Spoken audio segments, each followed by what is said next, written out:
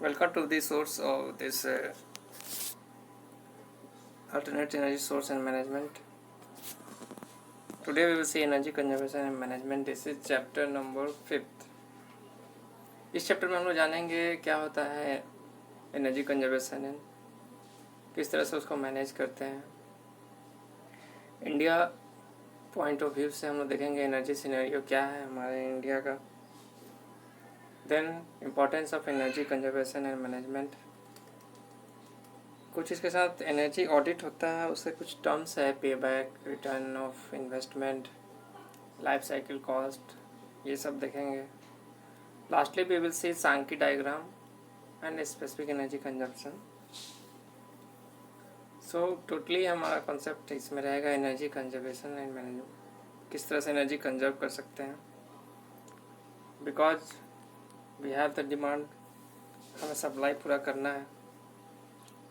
We have limited source and demand is more, तो हमें supply करते समय ध्यान रखना है एनर्जी कंजर्वेशन का। So first of all we will see the concept of conservation. So why do we need to conserve? We have the limited fuels available on earth. Our demand for energy is increasing day by day. It is possible that someday most of the fuels will be exhausted and we will have to switch over to alternate energy. Limited fuels कैसे हैं हमारे पास? Presently consumption crude oil का 40 साल तक का अभी है हमारे पास stock. Gas will last up to 60 years, coal up to 200 years तक का स्टॉक है। Ever thought of life without oil and gas? Without oil and gas के साथ हमें देखना होगा कि इसके बगैर हम काम कर सकते हैं। तो हमें ज़रूरत पड़ रहा है एनर्जी कंजर्वेशन का, हमें कंजर्व करना होगा। So energy conservation refers to the efforts made to reduce energy consumption.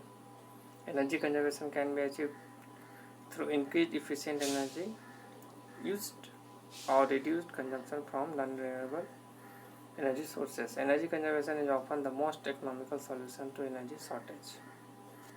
So renewable energy can be generated continuously practically without decay of source.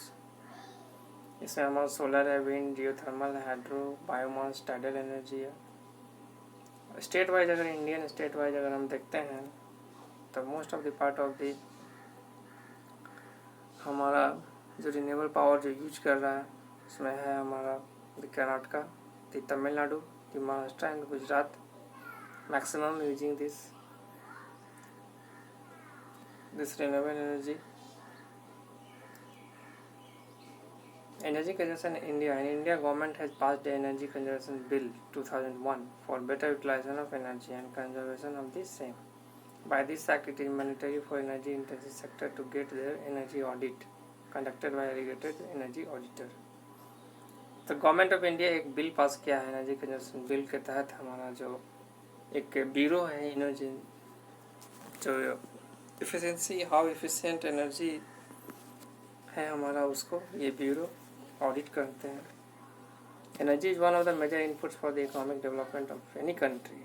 In the case of the developing country, the energy sector assumes as critical importance in view of the ever increasing energy needs requiring huge investment to meet them. So कैसे energy conservation India करता है? इसके अंदर एक ministry है। That Ministry of New and Renewable Energy (MNRE) comes in picture in 2006. It works to increase the share of renewable energy. We can see that the maximum wind power 19.93 output, maximum हमारा output wind power से भी मिल रहा है। The share of renewable energy in the power sector would increase 25% from 15 to 85% in 2050.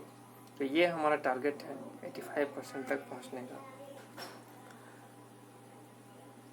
Late us see the wind energy and solar energy, कैसे हमारा India का potential है इसमें। This India has a wind potential of 50 gigawatt at 50 metre height. Coastal region in southern part of India is one of the best site for wind energy. India is the fifth largest wind power producer in world. In wind energy sector is one of the fastest growing renewable energy sector. Assessment of wind energy resource is done by civet, centre of wind energy technology. R&D testing is done by CWET.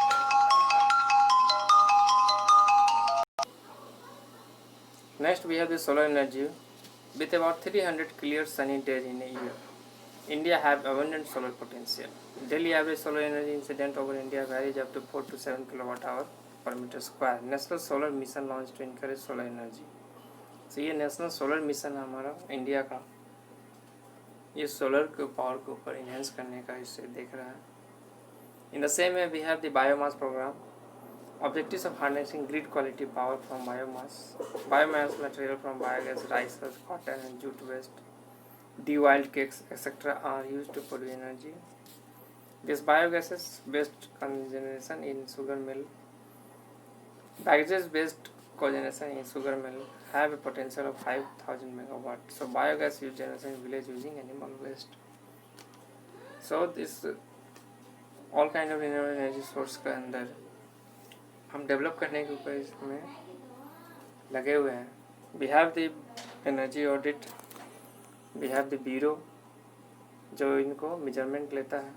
This bureau of energy efficiency BEE, this body keeps watch on energy consumption pattern, develops norm for appliances etc. Star ratings. BEE has also initiated a star rating system for electrical appliances. Example refrigerator, CFL, geyser etc. All home appliances में अगर हम बड़े unit की बात करें, we have the star ratings. In the system 1 to 5 star allotted to product depending on their energy efficiency. A 5-star product means that it consumes least energy in its segment. तो ये हम star rating देखते हैं अपने घर में जो भी इक्विपमेंट है, इलेक्ट्रिकल अप्लायंसेस हैं. जैसे कि रेफ्रिजरेटर के ऊपर हम देखते हैं 3 स्टार या 4 star. So we like to purchase the maximum stars in the appliances. अगर 5 स्टार है तो वो उसका मतलब हो गया that it will consume very less energy. ये अप टू डेट आज के डेट में जितना एनर्जी एफिशिएंट रेफ्रिजरेटर है ये 5 स्टार कहने का मतलब. So we have the energy, ये हमारा BE एनर्जी एफिशिएंसी मेजरमेंट करता है. Then we have relating energy consumption and production. After collection of energy consumption, energy cost and production data, the next stage of the monitoring process is to study and analyze the data and represent it for day-to-day control. So represented graphically. यहाँ पर हम देख रहे हैं कि energy consumption हमारा कैसा है और प्रोडक्शन हमारा कैसा चल रहा है. एनर्जी कंजम्पशन करेंटली 2000 ईयर का और प्रीवियसली 1999 का हम देख रहे हैं. That current year we have the more energy consumption. So production is less and consumption हमारा ज़्यादा बढ़ रहा है day to day. So relating energy conservation हम उसके अंदर मॉनिटरिंग करते हैं. We have the target fix कि एनर्जी मैनेजमेंट कैसे करना है हमें. It is the specific energy consumption is energy consumption per unit of production. ये हमारा स्पेसिफिक एनर्जी कंजम्पशन होता है. मंथली एक हमारा चार्ट बना हुआ है कि कब कितना कितना मंथ में हमारा एनर्जी कंजम्पशन हुआ है. Next we have the energy monitoring and targeting. Energy monitoring में हम the effective monitoring and implementing system with adequate technical ability for analysing energy saving option. तो सक्सेसफुल एनर्जी मैनेजमेंट के लिए हमारे पास टेक्निकल एबिलिटी होना चाहिए, monitoring, strategy plan and top management support होना चाहिए. तभी एक अच्छा एक एनर्जी मैनेजमेंट हमें मिलेगा.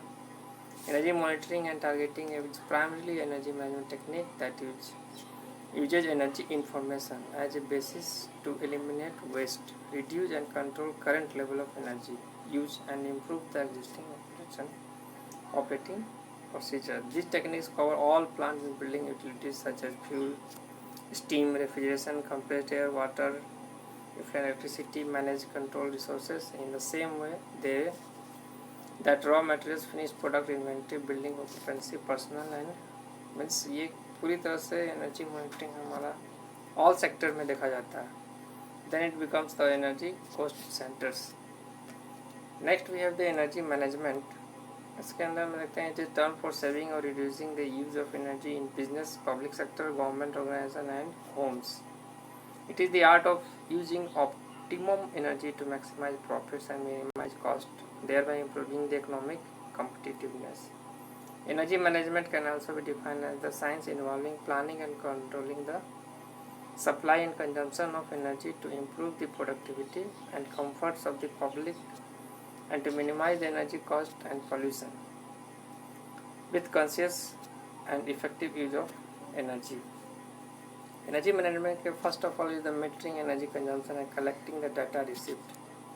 कितना एनर्जी कंजप्शन हो रहा है उसका डाटा कलेक्ट करना. Finding ways to save energy, कई सारे तरीका ढूंढना है जिससे एनर्जी हम सेव कर पाए. And estimating how much energy is consumed and conserved. So consumption और कंजम्पशन दोनों एक साथ चलना चाहिए. One would typically analyse the meter data to find and quantify routine energy waste and investigate the energy savings by replacing the equipment that was causing high energy consumption or by upgrading the building insulation. Tracking the progress by analyzing the meter data to check the energy saving efforts. Next हम लोग देखेंगे कि इसमें हमारा आता है our payback system. This payback period, we have a number of years needed to recover the initial cash outlay of capital budgeting project. Payback period इसी को बोलते हैं. Decision rule. Project feasible or desirable if the payback period is less than or equal to the firm maximum desired payback period. In general, shorter payback period is preferred while comparing two projects. अगर कोई हमारा plant जिसमें हम energy को product कर रहे हैं, कोई प्रोडक्शन का प्लांट है, उससे कोई एनर्जी हमारा डिस्ट्रीब्यूट हो रहा है, तो एनर्जी का जो पेबैक पीरियड है, जितना हम सप्लाई दे रहे हैं उसके हिसाब से जो कंजम्पशन हो रहा है उसका हमें सारा जितना भी कॉस्ट हमारा है उस एनर्जी को लगाने में उसका एनर्जी का वापस हमें मिल रहा है कि नहीं. अगर मैंने प्लांट सेटअप किया उसका हिसाब से एनर्जी अगर जो भी भेज रहा हूँ उसके हिसाब से जो कॉस्ट है वो मिलना चाहिए. That is the pay back period. पे बैक पीरियड 1 साल 2 साल 5 साल 10 साल तक भी होता है.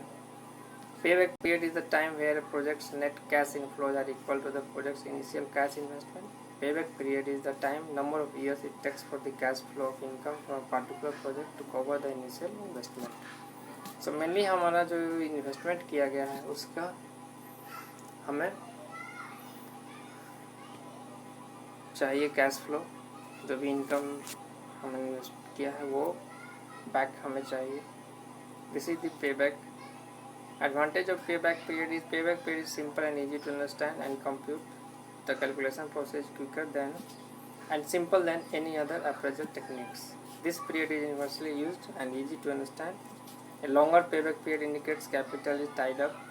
Managers of such companies use this method to make quick evaluation regarding projects with the small investment and short payback period.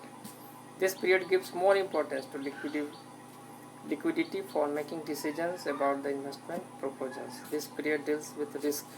Investment risk can be assessed through the payback method.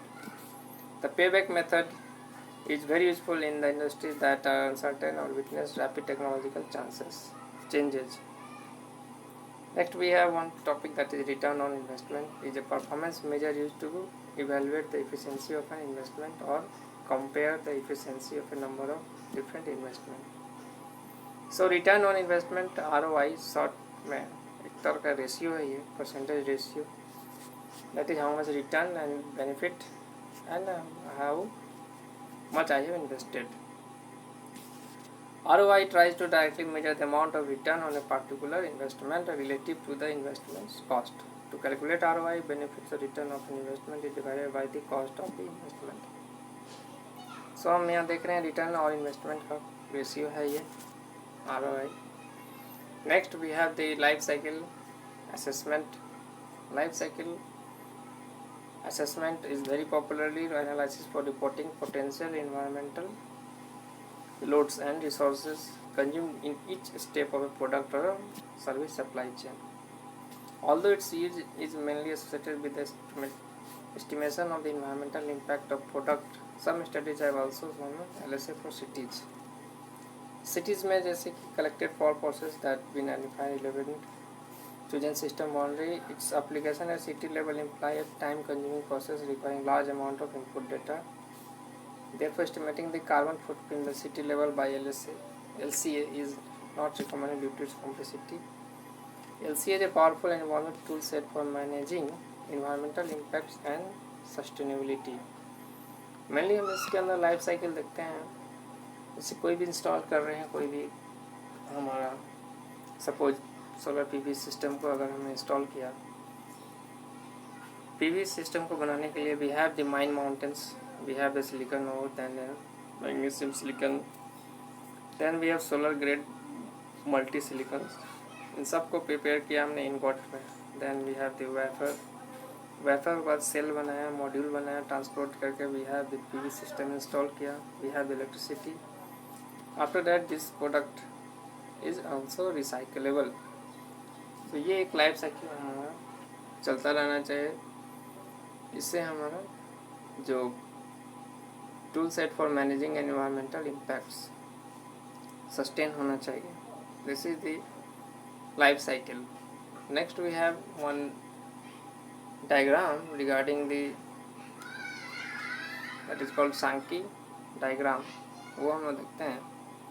Sankey diagram are named after Irish captain Matthew Henry Phineas Real Sankey. ये उनके नाम पे ये diagram बनाया. This diagram shows the energy transfer in a scale diagram. Arrowheads are in proportion to value. You need to be able to draw this from data. जैसा कि fossil fuels का power station के अंदर में we have the coal suppose and 100% coal, electricity 35%, generator loss 10%, used in power 10%, heat loss to surroundings 45%.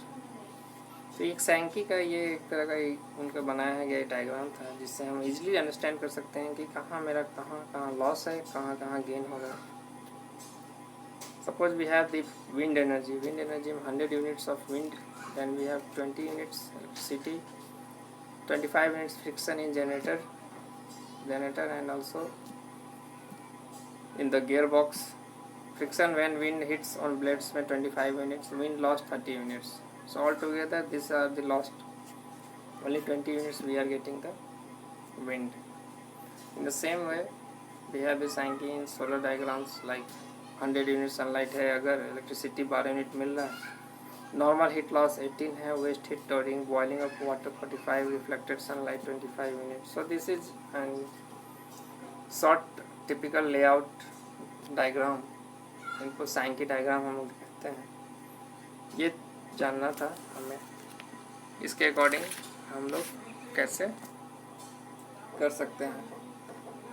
So we have seen this in this chapter कि किस तरह से हमारा एनर्जी कंजर्वेशन, एनर्जी मैनेजमेंट कर रहे हैं. इंडिया में किस तरह से ब्यूरो बना हुआ है, किस तरह से अमेंडमेंट आया रिन्यूएबल एनर्जी का, ministry of new and renewable energy MNRE का डेवलप हुआ. इन द सेम वे भी है BE जो एनर्जी कंजम्पशन को, एफिशिएंसी को कैलकुलेट करेगा.